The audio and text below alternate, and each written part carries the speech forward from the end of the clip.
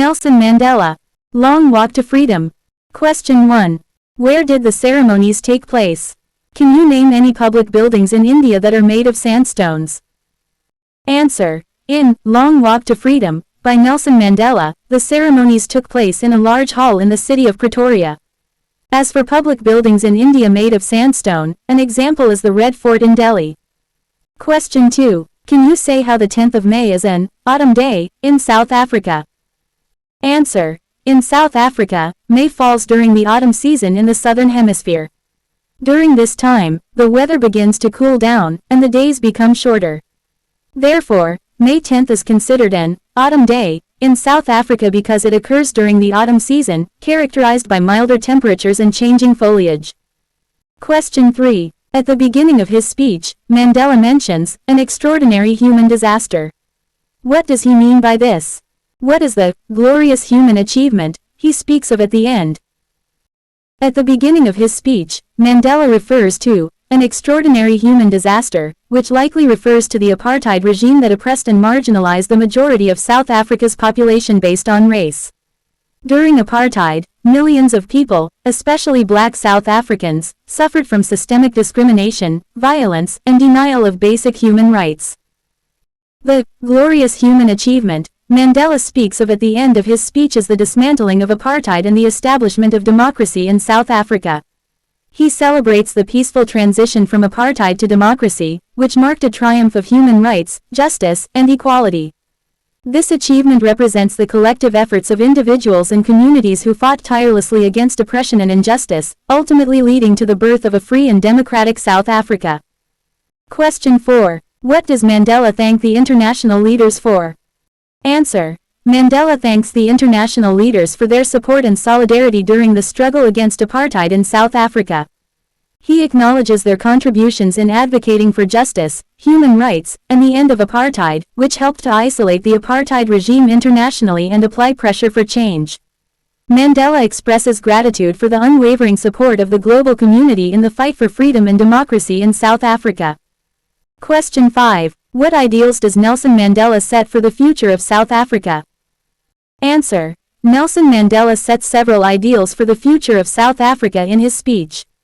Some of these ideals include equality. Mandela emphasizes the importance of equality for all South Africans, regardless of race, ethnicity, or background. He envisions a future where every individual enjoys equal rights and opportunities. Unity. Mandela calls for unity among all South Africans, urging them to work together to build a better future for the nation. He emphasizes the need to overcome divisions and embrace diversity in order to achieve national reconciliation and progress. Justice. Mandela advocates for a society based on justice and the rule of law, where the rights of all citizens are protected and upheld. He emphasizes the importance of accountability and transparency in governance. Freedom. Mandela envisions a future where all South Africans enjoy freedom and dignity, free from oppression, discrimination, and injustice. He celebrates the hard-won freedom achieved through the struggle against apartheid and calls on all citizens to cherish and defend it. Overall, Mandela sets the ideals of equality, unity, justice, and freedom as guiding principles for the future of South Africa, envisioning a nation that is democratic, inclusive, and prosperous for all its citizens. Page 21. Question 1. What did the military generals do? How did their attitude change and why? Answer. The military generals initially opposed the plan to build a statue for Mandela. However, their attitude changed after they were informed about Mandela's willingness to forgive his former enemies and his commitment to reconciliation. They realized the significance of Mandela's legacy and the importance of honoring him for his role in bringing about peace and democracy in South Africa. Their change in attitude was influenced by Mandela's message of forgiveness, reconciliation, and unity, which resonated with them and led them to support the idea of commemorating Mandela with a statue. Question 2. Why were two national anthems sung? Answer. Two national anthems were sung as a symbolic gesture of unity and reconciliation. The first anthem sung was Inkosi Sikelel, I Africa, which was the anthem of the anti-apartheid movement and is often considered the unofficial national anthem of South Africa. The second anthem sung was Die Stem van Suid-Afrika, which was the anthem of the apartheid-era government. By singing both anthems, the ceremony organizers sought to acknowledge and honor the diverse history and experiences of all South Africans, including those who had suffered under apartheid. It was a powerful symbol of the nation's commitment to unity and inclusivity, bridging the divide between the past and the present as South Africa moved forward as a democratic and multicultural society. Question 3. How does Mandela describe the systems of government in his country I in the first decade, and E in the final decade, of the 20th century? Answer. In the first decade of the 20th century, Mandela describes the system of government in his country as oppressive and unjust. During this time, South Africa was under the grip of apartheid, a system of racial segregation and discrimination enforced by the white minority government. Mandela and many other black South Africans faced systemic oppression, denial of basic human rights, and institutionalized racism under apartheid. In the final decade of the 20th century, Mandela describes the system of government in his country as transitioning from apartheid to democracy. This decade marked a significant period of change and transformation in South Africa, culminating in the end of apartheid and the establishment of a democratic government. Mandela played a central role in this transition, leading negotiations with the apartheid government and advocating for reconciliation and unity among South Africans. The final decade saw the birth of a new South Africa, characterized by freedom, democracy, and equality for all its citizens. Question 4. What does courage mean to Mandela? Answer. Courage, to Mandela, means the ability to overcome fear and adversity in pursuit of one's principles and beliefs. Mandela often emphasized the importance of courage in the face of injustice and oppression. He believed that true courage was not the absence of fear, but the willingness to confront fear and stand up for what is right, even in the face of great personal risk or sacrifice. For Mandela, courage meant the strength to persevere in the struggle for freedom, equality, and justice, regardless of the challenges or obstacles encountered along the way. Question 5. Which does Mandela think is natural, to love or to hate? Answer. Mandela believes that love is natural, while hatred is a learned behavior. He emphasizes the importance of overcoming hatred and embracing love and forgiveness in order to build a better future for South Africa. Mandela often spoke about the power of love and reconciliation in healing the wounds of the past and creating a more just and compassionate society. He believed that love and forgiveness were essential ingredients for achieving peace, unity, and reconciliation among South Africans, regardless of their race or background. Therefore, Mandela encourages South Africans to choose love over hatred and to work towards building a society based on mutual respect, understanding, and compassion. Page 24. Question 1. What twin obligations does Mandela mention? Answer. The twin obligations that Mandela mentions refer to the responsibilities and duties that individuals and societies have towards themselves and towards others. These obligations include obligation to oneself. Mandela emphasizes the importance of self-respect, self-improvement, and self-care. He believes that individuals have an obligation to themselves to strive for personal growth, development, and fulfillment. This includes taking care of one's physical, mental, and emotional well-being, as well as pursuing one's dreams and aspirations. Obligation to others. Mandela also highlights the importance of serving others and contributing to the well-being of society as a whole. He believes that individuals have a responsibility to help those in need, advocate for justice and equality, and work towards building a better world for future generations. This obligation to others extends beyond one's immediate community to encompass all of humanity, regardless of race, religion, or nationality. Question 2. What did being free mean to Mandela as a boy, and as a student? How does he contrast these transitory freedoms with the basic and honorable freedoms? Answer. As a boy, Mandela's concept of freedom was largely tied to the freedom to move about without restrictions, such as the ability to roam freely in the countryside and play with friends.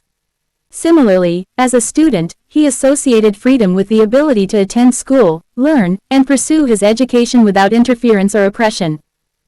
However, Mandela contrasts these transitory freedoms with the basic and honorable freedoms that are fundamental to human dignity and equality. These basic freedoms include the right to live free from discrimination, oppression, and injustice, as well as the right to participate fully in society and contribute to its progress. Unlike the temporary freedoms of childhood and education, which are limited in scope and duration, these basic freedoms are essential for upholding human rights and promoting a just and equitable society. Mandela emphasizes that true freedom goes beyond mere physical mobility or access to education. It encompasses the rights and dignities that are inherent to all individuals, regardless of their circumstances or background. Question 3. Does Mandela think the oppressor is free? Why not? Answer. Mandela believes that the oppressor is not truly free. He argues that oppression dehumanizes both the oppressed and the oppressor, denying them both the ability to live with dignity and integrity. While the oppressor may hold power and control over others, Mandela contends that this power is ultimately illusory and does not bring true freedom or fulfillment. According to Mandela, the oppressor is bound by the chains of prejudice, hatred, and fear, which prevent them from experiencing genuine freedom. The act of oppressing others creates a moral and spiritual bondage that enslaves the oppressor as much as it does the oppressed. Mandela suggests that true freedom can only be achieved through the rejection of oppression and the embrace of equality, justice, and reconciliation. In essence, Mandela's view is that the oppressor may have material power and authority, but they are not truly free because their actions are driven by a mindset of domination and superiority, which ultimately restricts their own humanity and moral integrity. Thinking about the text, page 24. Question 1. Why did such a large number of international leaders attend the inauguration? What did it signify the triumph of? A large number of international leaders attended the inauguration of Nelson Mandela as the President of South Africa to signify their support and solidarity with the country's transition to democracy and the end of apartheid. Mandela's inauguration was a historic moment not only for South Africa but also for the world, symbolizing the triumph of democracy, freedom, and justice over oppression and discrimination. The presence of so many international leaders at Mandela's inauguration signified the global recognition of South Africa's struggle for freedom and the importance of Mandela's role in leading the country towards reconciliation and democracy. It also demonstrated the international community's commitment to supporting South Africa's transition and to standing against apartheid and other forms of oppression around the world. In essence, the attendance of international leaders at Mandela's inauguration signified the triumph of democracy, human rights, and the principle of equality for all people, regardless of race or background. It represented a new chapter in South Africa's history and a beacon of hope for oppressed peoples everywhere. Question 2. What does Mandela mean when he says he is simply the sum of all those African patriots who had gone before him? Answer. When Mandela says he is simply the sum of all those African patriots who had gone before him, he means that his own accomplishments and contributions to the struggle for freedom and justice in South Africa are built upon the efforts and sacrifices of those who came before him. Mandela acknowledges that he is part of a larger collective struggle, and he attributes his achievements to the countless individuals who fought for freedom and equality throughout South Africa's history. When Mandela says he is simply the sum of all those African patriots who had gone before him, he means that his own accomplishments and contributions to the struggle for freedom and justice in South Africa are built upon the efforts and sacrifices of those who came before him. Mandela acknowledges that he is part of a larger collective struggle, and he attributes his achievements to the countless individuals who fought for freedom and equality throughout South Africa's history. By recognizing himself as the sum of these African patriots, Mandela highlights the interconnectedness of the struggle for liberation and the continuity of the fight against oppression over generations. He sees himself as standing on the shoulders of those who came before him, drawing strength and inspiration from their courage, resilience, and determination. Mandela's statement reflects his humility and gratitude towards the many unsung heroes of South Africa's liberation struggle, whose contributions paved the way for his own activism and leadership. It also underscores his belief in the power of collective action and the importance of solidarity in achieving social change. Question 3. Would you agree that the depths of oppression create heights of character? How does Mandela illustrate this? Can you add your own examples to this argument? Answer. Yes, I would agree that the depths of oppression can indeed create heights of character.